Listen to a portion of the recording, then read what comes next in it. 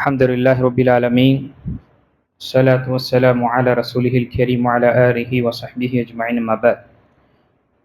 بواب الباب إمام النووي رحمه الله في كتاب رياض الصالحين باب فضل الاختلاط بالناس وحضور جمعهم وجماعاتهم إلى آخر كلامه والصبر على الأذى. பின்னேற்றுக்குரிய அல்லாஹ் அடியார்களே, இன்று பார்க்கக்கூடிய தலைப்பு பாடம் 70வது பாடம்.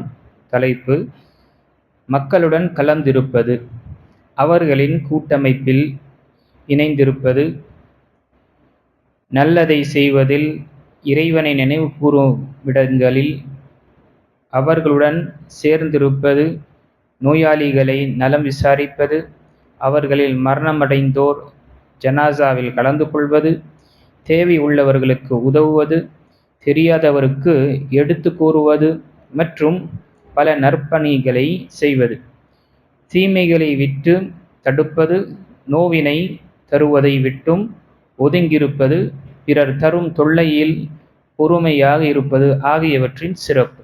இந்த நீண்ட தலைப்பு நாம் இதற்கு முன்னாலும் நாம் பார்த்திருக்கின்றோம். மக்களுடன் சேர்ந்து வாழ்வதுதான் சிறந்ததாக இருக்கின்றது. மக்களுடன் நாம் வாழும் பொழுது அது நம்முடைய உற்றார்கள், உறவினர்கள், அனைவர்களுக்கு நம்முடைய அண்டை வீட்டார்கள், நாம் பரிவர்த்தனை செய்யக்கூடிய, தொடர்பு வைத்துக் கொள்ளக்கூடிய அனைவர்களிடம் சேரும் பொழுது சில சிரமங்கள், சில இன்னல்கள், சில சோதனைகள் நமக்கு வரும். அதில் பொறுமையாக இருப்பது தான் நமக்கு சிறந்தது. மார்க்கம் அதுதான் வலியுறுத்தி இருக்கின்றது நாம் கூறினோம்.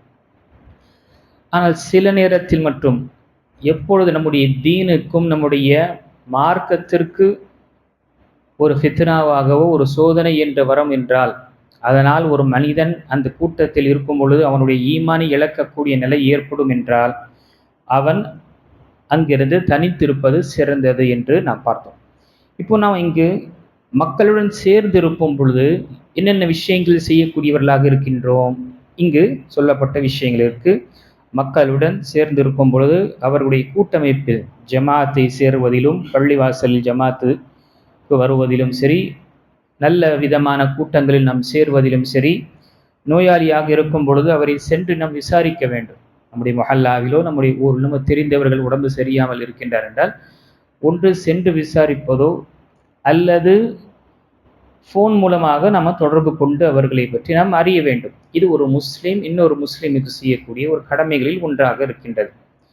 அதே போல முஸ்லீமுடைய கடமைகளில் ஒன்றானது இன்னொரு முஸ்லீம் மீது அவர் வஃபாத்தாகிவிட்டார் என்றால் அவருக்கு பாவம், அவருக்காக ஜனாசாவுடைய தொழுகையில் கலந்து கொள்வதும், அவருடைய ஜனாசாவுடன் சேர்ந்து மையவாடி வரை செல்வதும் இதுவும் என்ன வலியுறுத்தப்பட்ட விஷயமாக இருக்கின்றது.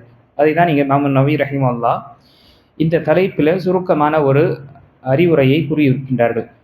அதை நான் இங்கு படிக்கின்றேன். அறிந்து கொள்க, மேற்கூறியவற்றில் மக்களுடன் இணைந்திருத்தல் என்பதுதான் நபி ஸல்லல்லாஹு அலைஹி வஸல்லம் அவர்களின் மற்றும் இதர நபிமார்களின் வழிமுறையாக உள்ளது. இவ்வாறு தான் நேர்வழி பெற்ற ஹலீஃபாக்கள், அவர்களை அடுத்து நபித்தோழர்கள், அவர்களை அடுத்து வந்தவர்கள், அவர்களையும் அடுத்து வந்த முஸ்லிமான அறிஞர்கள், அவர்களில் சிறந்தோர் ஆகியோரின் வழிமுறையாகவும் உள்ளது. இதுதான் நபித்தோழர்களுக்கு அடுத்து வாழ்ந்தோர் மற்றும் அவர்களுக்கு பின் வாழ்ந்தோரின் கருத்தாகும். இவ்வாறு இமாம் ஷாஃபி ரஹிமஹுல்லாஹ், இமாம் அஹ்மத் மற்றும் பல மார்க் அறிஞர்கள் கூறியிருக்கின்றார்கள். அல்லாஹ் தன்னுடைய திருமறையில் கூறும் பொழுது, நன்மை, இறையச்சம் ஆகியவை மீது ஒருவருக்கொருவர் உதவி செய்யுங்கள். இங்கு ஒருவருக்கு ஒரு சேர்ந்து வாழ்வது தான் நமக்கு வலியுறுத்திருக்கின்றது. மக்கள் முஸ்லிம்களுடன் நாம் சேர்ந்து வாழ்வது என்பது நமக்கு இது நபியுடைய வழிமுறையும் நபிமார்களுடைய வழிமுறையும், பிறகு நபிமார்களை பின்பற்றி அவர்களுடைய தோழர்களும் பிறகு ஹலீஃபாக்களும் என்ற அறிஞர்களுடைய இது கூற்றாக இருக்கின்றது. நன்மையான காரியத்திலும் இறையச்சம் ஏற்படுத்தக்கூடிய காரியத்திலும் நாம் என்ன செய்யணும்? ஒருவருக்கு ஒரு உதவி செய்ய வேண்டும். என்றால் மனிதன் எப்படி இருக்கட்டும், எவ்வளவு உயர்ந்தவனாக இருக்கட்டும், அவன் கல்வி தரத்தில் இருக்கட்டும் அல்லது அவனுடைய அமல் தரத்தில் இருக்கட்டும், அவன் இன்னொருடைய உபதேசமும் இன்னொருடைய உதவியும் தேவை. அதனால்தான் அல்லாஹ் தன்னுடைய திருமுறை சொல்லும் பொழுது தஆவனு அலல் பிர்ரி வத்தக்வா, நீங்கள் நன்மையான காரியத்திலும் இறையச்சம் ஏற்படுத்தக்கூடிய தக்வாவுடைய விஷயம், பேணுதலாக ஏற்படக்கூடிய இந்த விஷயத்தில் நீங்கள் ஒருவருக்கொரு உதவிகரமாக இருங்கள். ஒருவருக்கொருவர் நாம் உதவிகரமாக இருக்கும் பொழுது அல்லாஹ் தஆலாவுடைய உதவி நமக்கு இருக்கும். என்றால் ஒரு முஃமினுக்கு உதவி செய்யும் பொழுது அல்லாஹுடைய உதவி நமக்கு எப்பொழுதும் இருந்து கொண்டே இருக்கும் என்று ஹதீஸ்களில் பார்த்திருக்கின்றோம். வலா தஆவனு அலல் இஸ்மி வல் உத்வான், அடுத்த வசனம் சொல்லப்பட்டது, ஒன்று நன்மை மற்றும் இறையச்சம் சம்பந்தப்பட்ட விஷயத்தில் ஒருவருக்கு ஒருவர் உதவி செய்யுங்கள், தீமை மற்றும் பாவம் செய்யக்கூடிய விஷயத்தில் நீங்கள் உதவி செய்யாதீர்கள். அப்போ ஒருவர் தீங்கு செய்கின்றார், ஒரு பாவம் செய்கின்றார் என்றால் அவருக்கு அந்த விஷயத்தில் நாம் உதவி செய்யக்கூடாது. அந்த விஷயத்தில் நாம அவர்களுக்கு உதவிகரமாக இருக்கக்கூடாது. ஏனென்றால் பாவத்தில் உதவி செய்வதோ அல்லது பாவத்தில் அவருடன் உடன் இருப்பது என்பது அந்த நபரும் பாவம் செய்த நிலையில் தள்ளப்படுவார். ஆக இந்த சுருக்கமான தலைப்பில் இந்த விஷயங்கள் இருக்கு. இன்ஷா அல்லாஹ் அடுத்த அமர்வு நமக்கு பணிவாக இருப்பதும் இரு விசுவாசிகளுடன் கனிவாக இருப்பது என்ற தலைப்பு இன்ஷா அல்லாஹ் பார்க்க இருக்கின்றோம்.